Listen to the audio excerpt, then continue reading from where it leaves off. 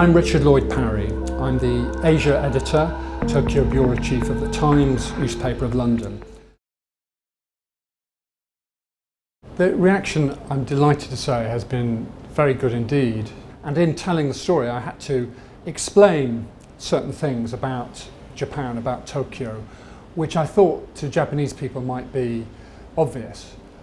It seems to be the case that Japanese people who've read it are quite interested by the fact that it's a foreigner's view of Japan, an outsider's view. For the British media, one of the main questions was, what does a hostess do? What do they really do? Is it something like prostitution, or is it something else? And of course the answer was that it was something else. The Japanese justice system, the way the trial was conducted, it was very different from the way these things happen in Britain. So that needed explaining. And I think the Japanese media had questions of their own, about Lucy Blackman. One of those questions was, why would a young woman from a respectable middle-class family want to come to Japan and work as a hostess in Roppongi? In Japan, to be an air stewardess is regarded as a very glamorous job. To work for JAL or for ANA, it's a job that many young women dream of. Now in Britain it's not. It's regarded as quite a low status occupation. But I think one thing the British and Japanese media shared in common was an interest and a fascination with Roppongi as a place. And as I realised, to many Japanese, Roppongi is as strange and alien a place, almost, as it is to British people. What was outstanding about the Lucy Blackman case was just its complexity. There were so many different kind of stories in this one story. At first it was a mystery, what had happened to this young woman. It was a kind of family drama, because her family came out to look for her and spent a long time doing so.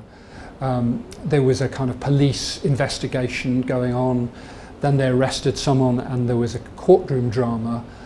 And then there were so many strange twists and turns and red herrings and dead ends and bizarre characters who were drawn to it.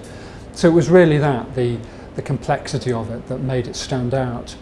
But the biggest mystery, of course, and what I spent a lot of time looking at, was George Ulborough, his origins, his life, and the mystery of how he became the person he was.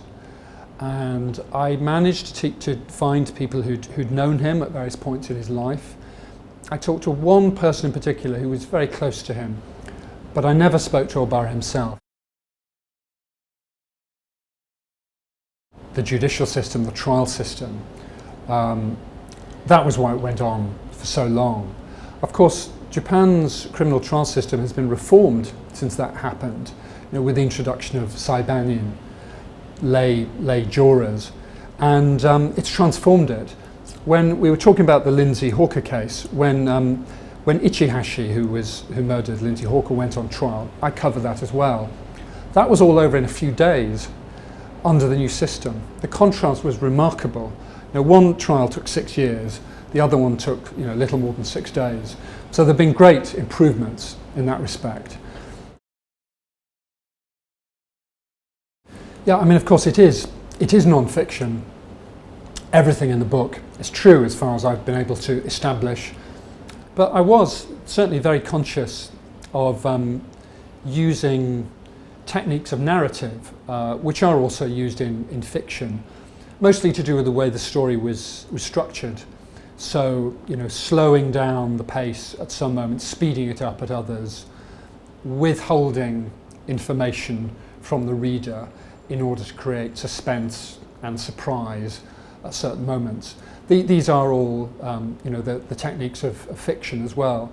But I think, there's quite a long tradition in English journalism, English language journalism, of using these techniques in long-form books.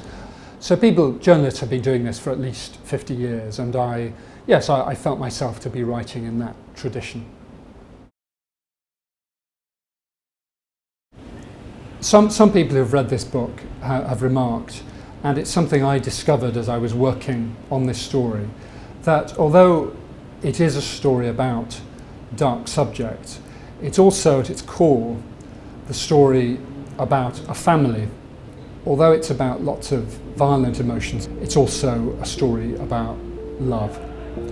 And I hope that Japanese readers of Kuroi Meikyu will find that too.